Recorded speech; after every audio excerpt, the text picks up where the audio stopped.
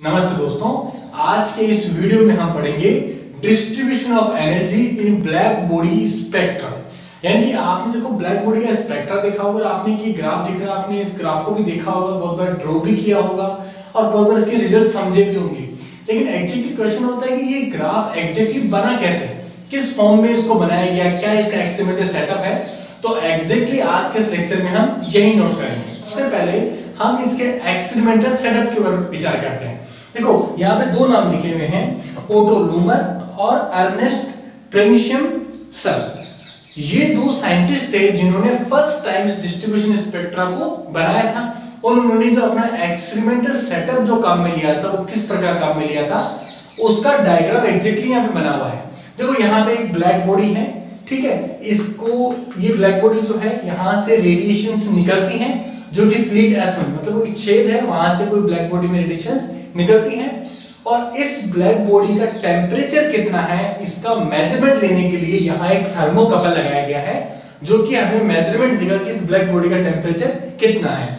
इस स्लिट से रेडिएशन निकलने के बाद यहाँ पर एक कॉनकेव मिरर लगाया गया है, जहां से ये रेडिएशन टकरा करके और ये सीधे यहाँ किसी प्रिज्म पे जाके गिरेगी। यानी कि ये जो बनाया गया ABC जो बनाया गया वो एग्जैक्टली क्या है, रॉक साल्ट है या फिर फ्लोरेसेंट प्रिज्म है। यहाँ पर एक प्रिज्म रखा गया है, उस प्रिज्म से टकराएगी और टकराने के बाद क्या होगा, वहां से वो बेंड हो जाएगी किसी, और वो बेंड होकर किसी दूसरे कॉनकेव मिरर के ऊपर गिरेगी और वहां से वापस कन्वर्ट होकर कहां जाएगी, वो बोलोमीटर के अंदर जाएगी। और एग्जैक्टली बोलोमीटर क्या होता है, मैंने डेफिनेशन लिखा है कि बोलोमीटर क्या होता है, it is a device for measuring the power of incident electromagnetic radiation. यानी कि बोलोमीटर एक डिवाइस होता है जो इसका वर्क क्या होता है कि वो जो रेडिएशंस आ रही हैं इलेक्ट्रोमैग्नेटिक रेडिएशन, उसकी पावर का मेजरमेंट करता है। वो वाया मतलब किस तरीके से मेजरमेंट करता है, वो the heating of material with temperature. यानी कि इस बोलोमीटर में एक प्लेट लगी होती है, जो रेडिएशन उसके ऊपर गिरती है तो वो गर्म होती है। देखो आपको यहाँ पे एक डायग्राम दिख रहा होगा, बोलोमीटर के अंदर स्ट्रक्चर दिख रहा है कि वो किस प्रकार का होता है। इस प्लेट के ऊपर जब लाइट गिरती है तो वो क्या होता है, वो प्लेट हीट होती है, वो प्लेट गर्म होती है। यानी कि radiation via the heating of material with temperature depending electric resistance, ठीक है। यानी कि ये जो प्लेट है इसके बाद में एक सर्किट बनाया गया है। देखो आपको एक सर्किट डायग्राम दिख रहा होगा बोलोमीटर का। ये सर्किट डायग्राम जो होता है वो शो करता है कि कितना टेम्परेचर इस प्लेट के ऊपर है। तो देखो कि इस बोलोमीटर को यहाँ पे लगाया गया, यानी कि यहाँ से जो रेडिएशन इस बोलोमीटर पे गिरती है, उस रेडिएशन का जो मेजरमेंट है वो किस प्रकार किया जाता है, गैल्वेनोमीटर के थ्रू। यानी कि इसका एक कनेक्शन जो है यहाँ पर कनेक्ट होता है गैल्वेनोमीटर, ये आपका गैल्वेनोमीटर है। और गैल्वेनोमीटर में जो डिफ्लेक्शन आता है, एग्जैक्टली वही डिफ्लेक्शन वहां पे रिकॉर्ड किया जाता है। अब देखो यहाँ पे जो प्रिज्म जहां पे रखा गया है, देखो यहाँ पे मैंने एक डॉट डॉट मैंने लगाया है। आपने स्पेरोमीटर देखा होगा, आपने एक्सपेरिमेंट किया होगा, जब स्पेरोमीटर का वर्क क्या होता है कि वो रोटेट करता है, ठीक है। तो एग्जैक्टली ये जो गोल है वो आपको स्पेरोमीटर की शीट है, दिखा है ना आपको, rotating table of A spherometer. तो यानी कि इसका फायदा क्या हुआ कि यहां से आने वाली जो डिफरेंट टेम्परेचर पे जो रेडिएशंस हैं, वो जब प्रिज्म पे गिरती है तो स्पेरोमीटर को हल्का रोटेट करते हैं, तो क्या होता है, उसका एंगल चेंज होता है। और एंगल चेंज होने की वजह से यहाँ पर रेडिएशन का जो पावर है वो भी क्या होगा, चेंज होगा। और गैल्वेनोमीटर डिफ्लेक्शन भी क्या होता है, चेंज होता है। और वो उसी आंकड़ों के आधार पर हम लोग क्या करते हैं, ये वाला जो हमारा ग्राफ है वो पूरा ड्रॉ करते हैं। और देखिए इसके अंदर एक बेनिफिट क्या है इसका, देखो कि the intensity of each line, यानी कि इस लाइन का मतलब है कि उस रेडिएशन से जो लाइन बन रही है उसके लिए है, is proportional to the deflection in the galvanometer. यानी कि गैल्वेनोमीटर में जितना डिफ्लेक्शन होगा वो किसको इंडिकेट कर रहा है, वो एग्जैक्टली इंटेंसिटी को इंडिकेट कर रहा है। तो देखो इस प्रकार से एक सेटअप बनाया और उन्होंने पूरा क्या किया, इस ग्राफ को उन्होंने पूरा डिफरेंट टेम्परेचर के ऊपर उन्होंने क्या किया, उसको ड्रॉ किया। अब देखो एग्जैक्टली इस ग्राफ की रिजल्ट्स क्या हैं, यानी कि ये किसका ग्राफ है, ये ब्लैक बॉडी स्पेक्ट्रम हुआ, ठीक है।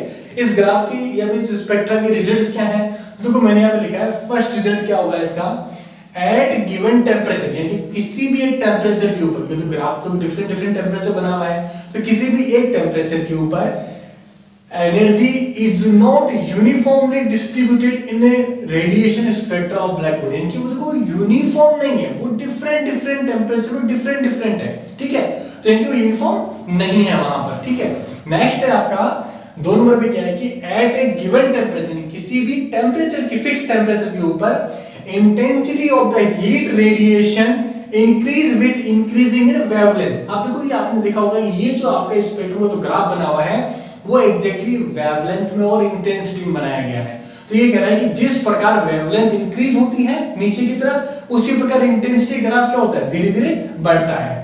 एट ए पर्टिकुलर वेवलेंथ, किसी भी एक पर्टिकुलर वेवलेंथ के ऊपर इट्स वैल्यू इज मैक्सिमम। दिख रहा है आपको ग्राफ के अंदर कि किसी फिक्स एक वेवलेंथ के लिए वो क्या हो रही है, उसका एक फिक्स जो है इंटेंसिटी मिल रही है, तो मैक्सिमम इंटेंसिटी मिल रही है हमें, ठीक है, maximum with further increasing in wavelength. और उसके बाद देखो उस पीक वैल्यू की वेवलेंथ इंक्रीज हो रही है अगर, तो क्या हो रहा है कि intensity of heat radiation decrease, यानी कि देखो आप कि वेवलेंथ जब बढ़ रही है स्टार्टिंग में तो इंटेंसिटी ग्राफ भी क्या हो रहा है आपका, बढ़ रहा है आपका, और एक पॉइंट के बाद क्या होगा, इंटेंसिटी क्या होगी, मैक्सिमम किसी वेवलेंथ के लिए। फिर क्या होगा, फिर भी वेवलेंथ अगर बढ़ती है तो क्या होगा, वो ग्राफ लगातार क्या होगा, नीचे की ओर होगा। ये आपका सेकंड रिजल्ट उस ग्राफ का आपका, ठीक है।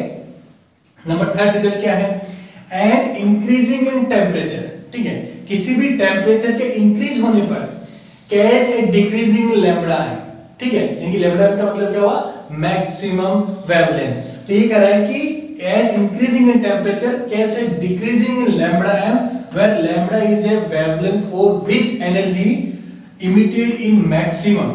यानी कि इसका मतलब क्या है कि एग्जैक्टली शो कर रहा है कि किसी भी एक टेम्परेचर की आप देखोगे तो डिफरेंट टेम्परेचर के लिए आपको डिफरेंट लैम्बडा m मिलेगी, मैक्सिमम वेवलेंथ मिलेगी, और वो वेवलेंथ जो क्या है वो डिफरेंट टेम्परेचर के हिसाब से क्या होगी, वेरी करेगी। और वो किस प्रकार वेरी करेगी, वो करेगी इस नियम के अनुसार कि लैम्बडा m और डॉट t यहाँ पे क्या टेम्परेचर, इन दोनों का जो गुणा होगा वो एग्जैक्टली क्या है, कांस्टेंट आ रहा है, वो एग्जैक्टली क्या है आपका नियत मान आ रहा है, ठीक है।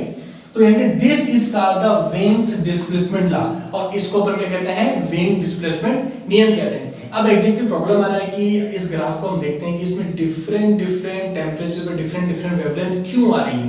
तो देखो इधर ये जो आपका ब्लैक बॉडी है इसको इतने टेम्परेचर के ऊपर गर्म करना है, उस टेम्परेचर पे क्या होता है, इससे फिक्स एक वेवलेंथ निकलती है जितनी हीट टेम्परेचर में होती है। उस टेम्परेचर से निकलने वाली जो आपकी वेवलेंथ है, जो रेडिएशन है, इसको बार बार घुमाने से क्या होता है कि वो डिफरेंट रेंज की वेवलेंथ इस कोन के मिरर पे गिरती है और उसका कलेक्शन बोलो मीटर पे होता है। इसलिए क्या होता है, डिफरेंट टेम्परेचर पे ये आपका जो ग्राफ है ड्रॉ होता है।